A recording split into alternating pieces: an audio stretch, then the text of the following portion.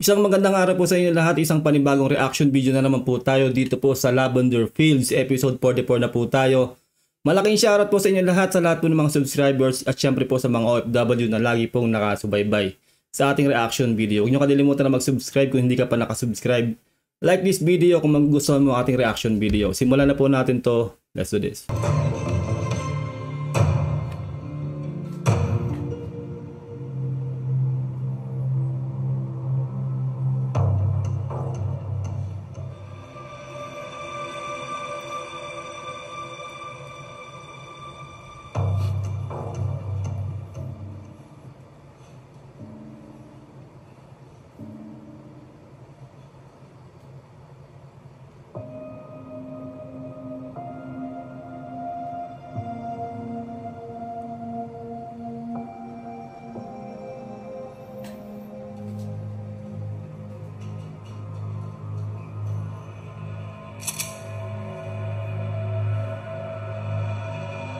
Napilitan siya no?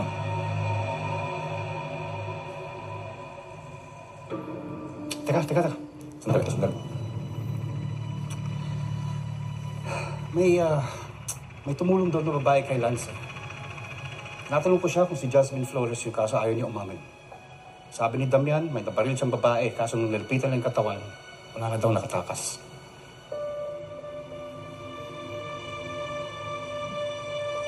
Sigurado ka bang hindi mo lang kudasan si Jasmine? Dad, wala akong alam. Ba't naman kami maniniwala sa'yo?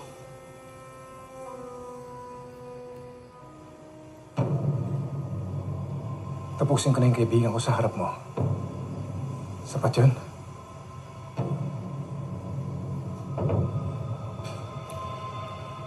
Wake him up. Lance!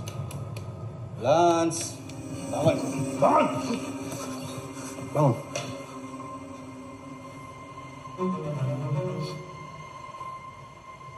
Patay mo. Paano? Buhay ka. At ikaw naman ang patay. Kapag hindi ka pa nagsalita. Sir, dito. Patawakan niyo ako. Sorry kung naisipan ko tumakas. Kung naisipan ko kumawala. Pero maniwala kayo sa akin. Wala akong kinalaman sa binibintang nangyari. Pero naisip mong kumawala. Tama. And that's a sign of betrayal. Haven't I done enough for you and your family? Dito lilinawin ko lang. Desisyon ko lang yun. Walang kinalaman si Lily.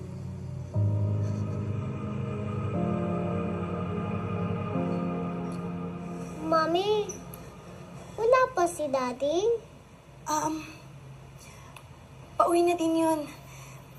Matulog ka na. Tapos, promise paggising mo, nandiyan na si Daddy. Okay? Yaya, pakiram mo. Sige.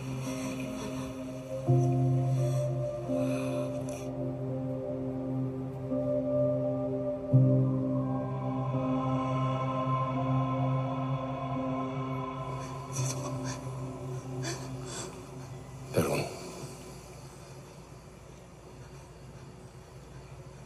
tapusin mo na. Yari.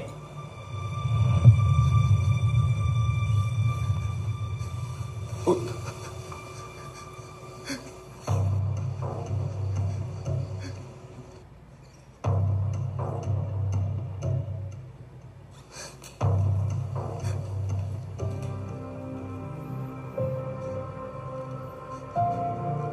ka na magpatanga. Hindi na ito oras para magpakatanga. Sino si Jasmine? Sino si Jasmine? Sabihin mo na. Maniwala ka. Wala ako.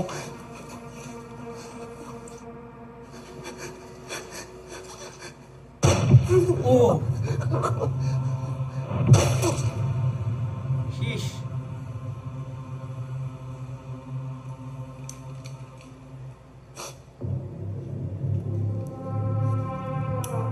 Grabe.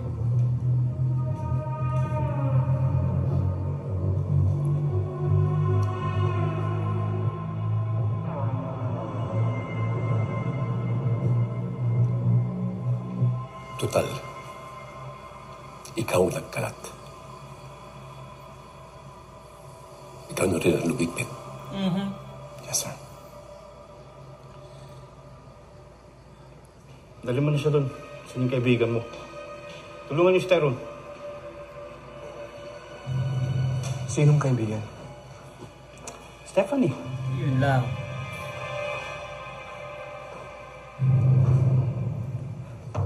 Grabe itong si Vito, no? Bilis mo. Nakakaramdam ako na ipatatrabaho ni Vito si Jasmine kay Tyrone. Grabe istorya nito, ang galing.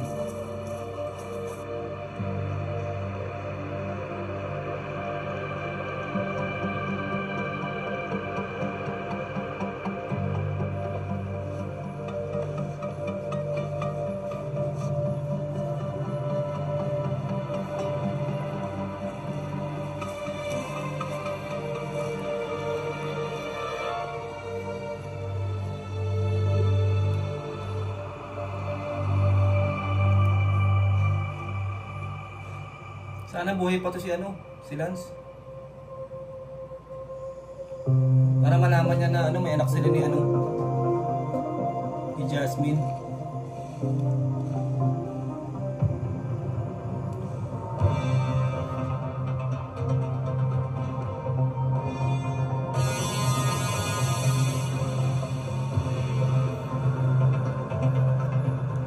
Wala ikaw pinagmulan ng lahat ng yan Kasalanan mo yan, Tyrone. Isang kwenta lang kaya?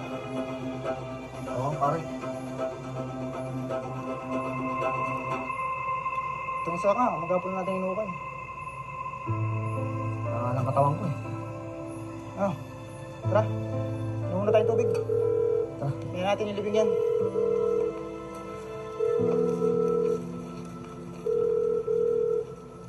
Hello?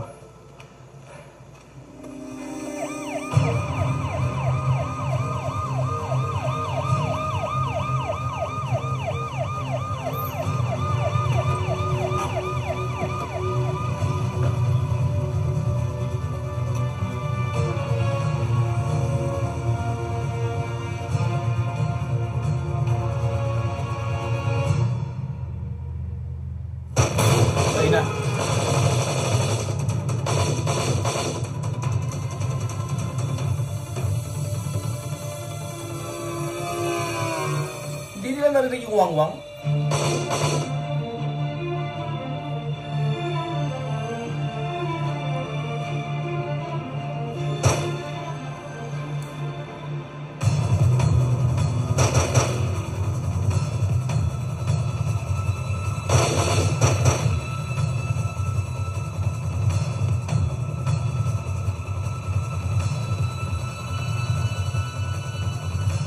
Buhay pa itong isa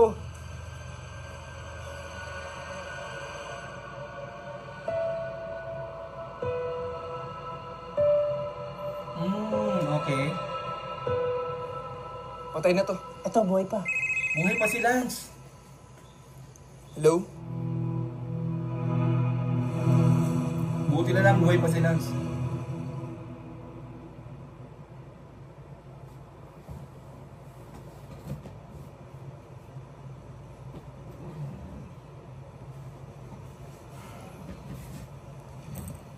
Wala akong antibiotics sa painkiller. Antibiotic ka para hindi ma-infection yung sugat mo.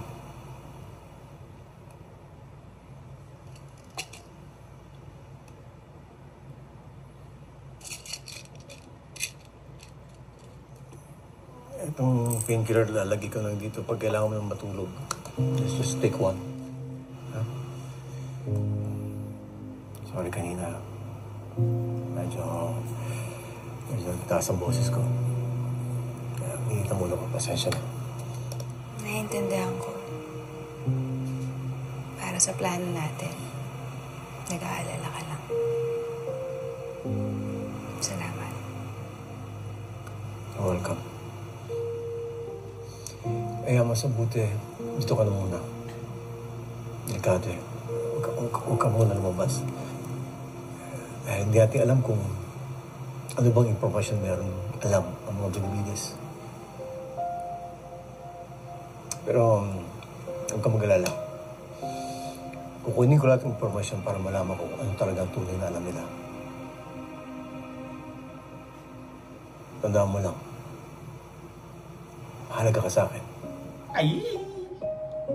Chuba chuchu!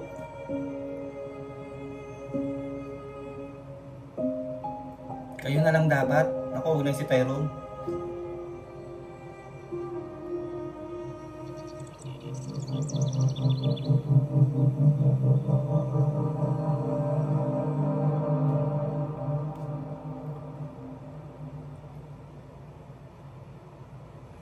So he killed Lance.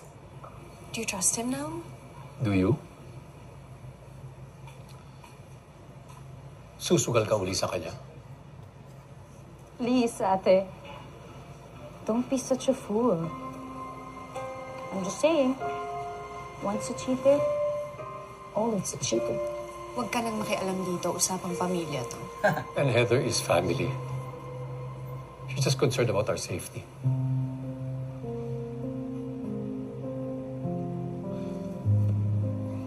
Siyempre, marupok yun si Iris eh. Nagtsuktsakan na nga sila eh. Iris, gusto ko lang linawin. Willing ka tanggapin uli si Tyrone? After everything? Well, I used to think na kung malapit sa akin si Tyrone, mas madali kong mahahanap si Jasmine. But now, I think he might even help us catch her. You know, he is trying to prove himself, pero hindi ko alam, Iris. Parang lalo ko lang malalagay sa pag-anib. So you care about me now?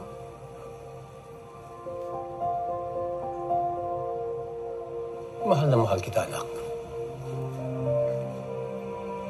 That's why I worry about you. Yes, I know you can take care of yourself, but not bothers me is ko baka masasaktan ka lang na naman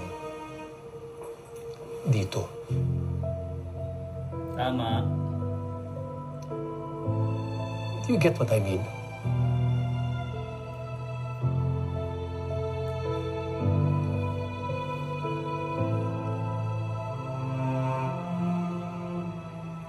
Do you still love him? Mag-iingat ako. Dad. Yun na yung sagot niya. Yes.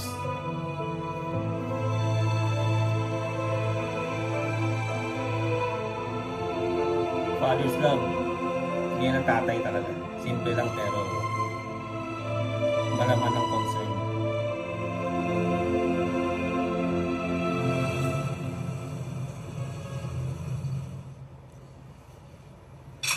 Dito ka lang muna, ha?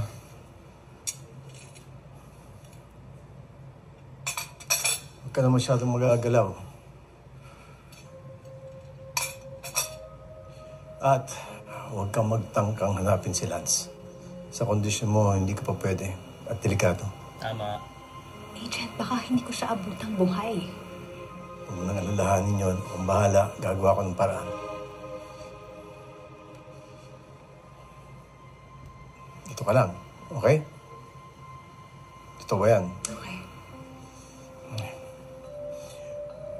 Tawagan mo ko kung may kailangan ka, ha?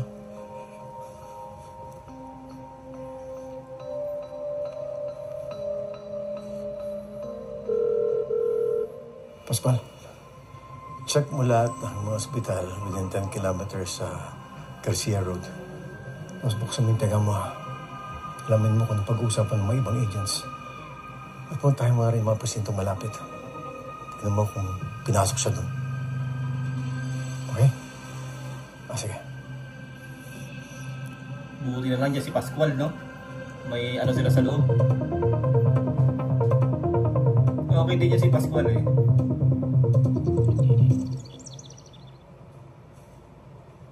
Yes. My dad was the one who ordered this. Sinisiguro ko lang na you are following his orders. Itigil mo na ang production.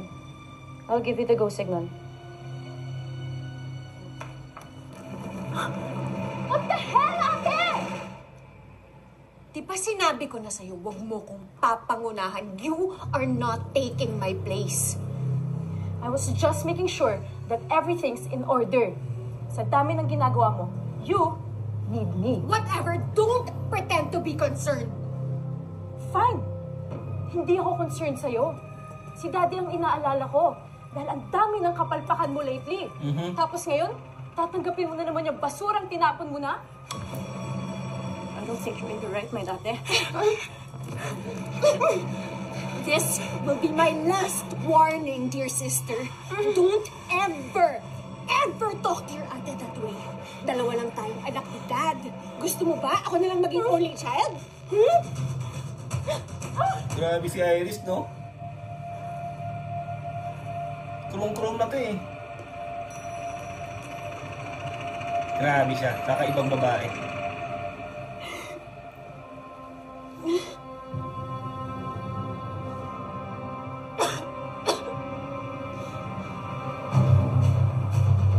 Palag-palag ah.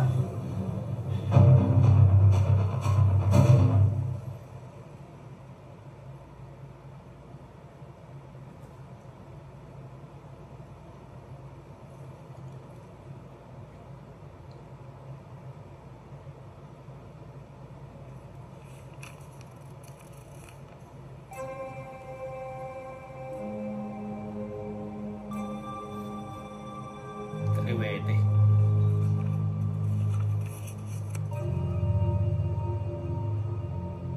Hello, Regalado Hospital?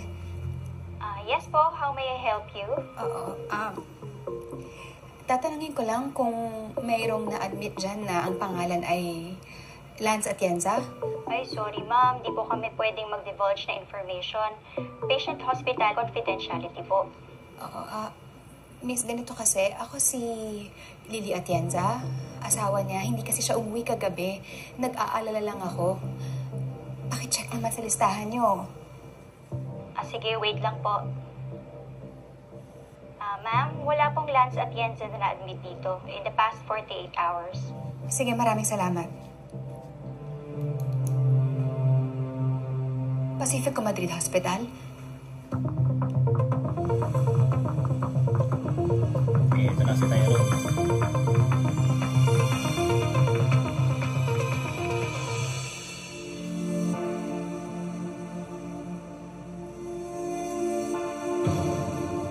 Kailangan makausap niya ulit si Lance. Para malaman niya. Crescent Valley Medical Center? Yes, I just want to find out kung merong na-admit dyan na Lance Atienza. This is Lily Atienza, his wife. Let me check po, ma'am. Yes, may nirush dito kagabi na Lance Atienza. Oh my God. Thank you. Confirm. Naku, baka magkita sila ni Tyrone. Pasaway pa naman to si Jasmine. Pupunta yan doon. Naku, magkikita na yata talaga sila.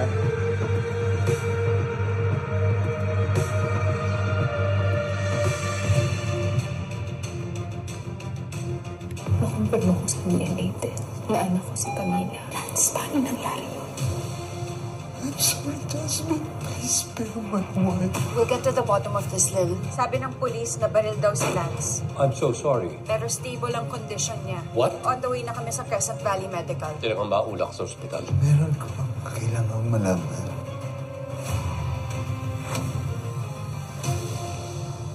Ayun no, mukhang magkikita na nga itong si Tyrone saka si Jasmine sa susunod na episode, kaya wag na tayong BBTO. See you all bukas sa susunod na episode at huwag niyong kalilimutan na mag-subscribe kung hindi pa kayo nakasubscribe. Hit the like button kung nagustuhan niyo ang reaction video. Ingat po kayong lahat. God bless and peace out. Bye.